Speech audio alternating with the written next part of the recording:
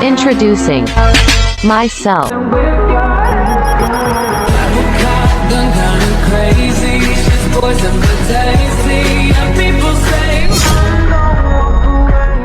Assalamualaikum warahmatullahi wabarakatuh. Waalaikumsalam warahmatullahi wabarakatuh. Yang terhormat Kepala Sekolah SDIT Al-Ghazali Ustadz Muhammad Hariri, yang saya hormati jajaran para ustadz dan ustadzah SDIT Al-Ghazali serta adik-adik yang saya cinta sayangi. Alhamdulillahi wa kafa, wassalatu wassalamu ala habibil mustafa wa ala alihi wa ashabihi ahli tuqa wal wafa. Subhanaka la ilma lana illa ma 'allamtana innaka antal alimul hakim. Rabbi shrah li sadri wa yassir li amri wahlul 'uqdatam min lisani yafqahu qawli. Amma ba'du. Pertama-tama dan yang harus kita utamakan, marilah kita bertutur mengucapkan kalimat syukur kehadirat Allah Subhanahu wa taala, Zat yang Maha Esa nan Maha Agung, Sang Maha Cinta dan Sang Pencipta alam semesta. Karena nikmat dan hidayahnya, kita dapat berkumpul bersama, saling bertatap muka, menyaksikan ceramah agama dalam satu nuansa yang berisikan para ahli surga. Amin. Salawat serta salam semoga tetap tercurah limpahkan kepada junjungan kita, Nabi besar Nabi Muhammad Sallallahu Alaihi Wasallam, Nabi pemimpin umat Islam yang memegang erat Al-Quran sebagai pedoman, sang pembela kebenaran dan sang penerang kegelapan, yang telah membawa kita dari zaman kurma menuju zaman Balqis Roma, dari zaman kegelapan menuju zaman yang terang benderang karena adanya lampu iman dan Islam.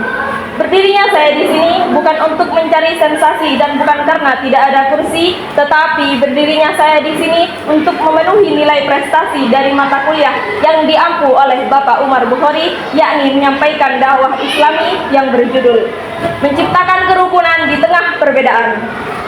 Adik-adik yang dirahmati Allah, Tuhan menciptakan manusia dengan berbagai macam perbedaan, seperti contohnya di Indonesia sendiri, dari segi agama, ras, suku, adat istiadat, dan perbedaan lainnya. Tetapi hal ini justru mengajarkan kita bahwa perbedaan bukanlah penghalang, melainkan sebagai kesempatan bagi kita untuk saling belajar dan saling menghargai satu sama lain.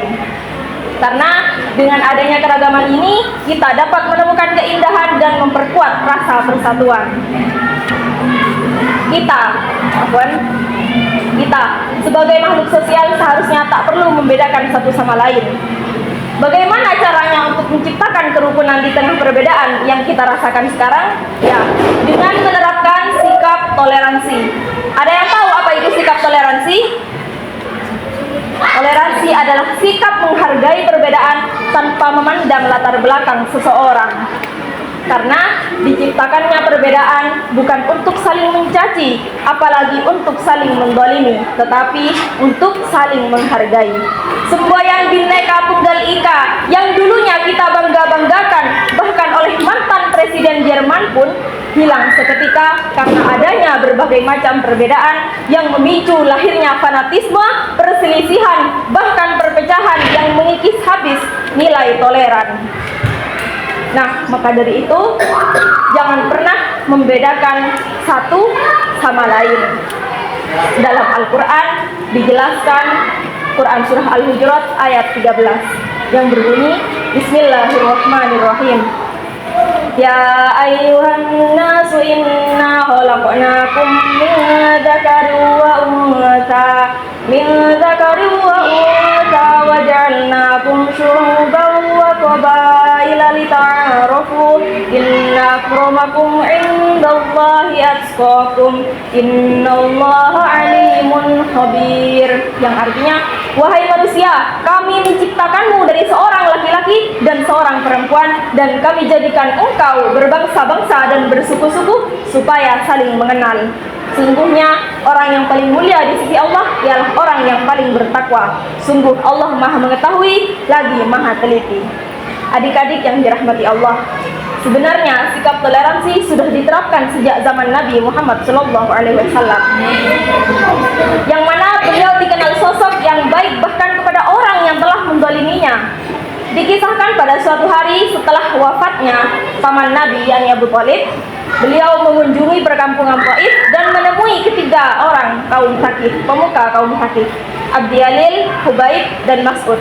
Beliau minta pertolongan kepada mereka untuk melindungi para sahabatnya dari kaum Quraisy. Namun kenyataan pedihnya, beliau justru diusir dan dilempari batu sehingga mengalir darah dari tubuh beliau.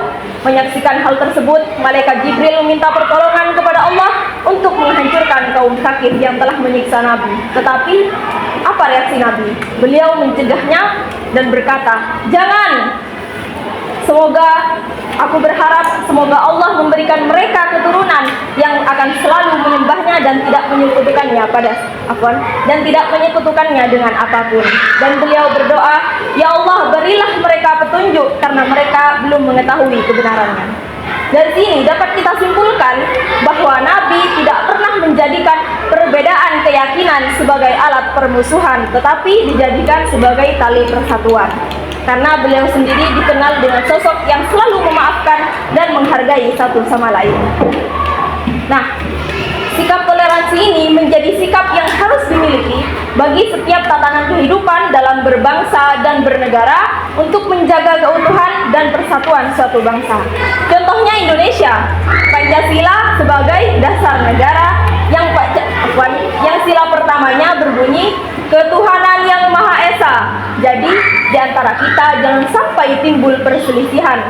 Dan jangan sesekali kita berpikir bahwa yang berbeda agama tidak patut menjalin hubungan sosial, karena itu salah. Dalam Al-Quran dijelaskan, wa'tasimu bihablillahi jami'an wa la tafarraqu, dan berpegang teguhlah engkau pada tali agama Allah dan janganlah engkau bercerai-berai. Quran Surah Ali Imran ayat 103. Adik-adik yang dirahmati Allah, di era milenial ini tidak sedikit adanya perpecahan antar golongan. Di negara kita masih dipenuhi oleh orang-orang yang mau menang sendiri, orang-orang yang ingin dihargai namun dirinya tak pernah menghargai, orang-orang yang saling mencintai namun tak pernah direstui. Maka dari itu, kita mulai dari diri kita sendiri untuk membangun jiwa toleransi dalam menghadapi perbedaan yang ada di dunia ini. Mari kita jalin hubungan sosial yang erat, tentram, aman, damai, dan penuh kasih sayang. Karena negara kita akan makmur jika rakyatnya rukun, tetapi negara kita akan hancur jika rakyatnya seperti Fir'aun. Kesimpulan dari ceramah yang saya sampaikan adalah jangan pernah kita jadikan perbedaan sebagai jurang permusuhan, tetapi jadikanlah sebagai tali persatuan.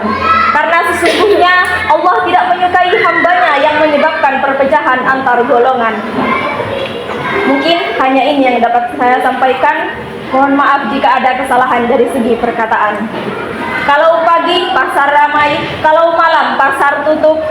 Ceramah saya sudah selesai, jika kurang nonton saja di YouTube. Wabillahi taufiq wal hidayah war ridha wal inayah. Assalamualaikum warahmatullahi wabarakatuh.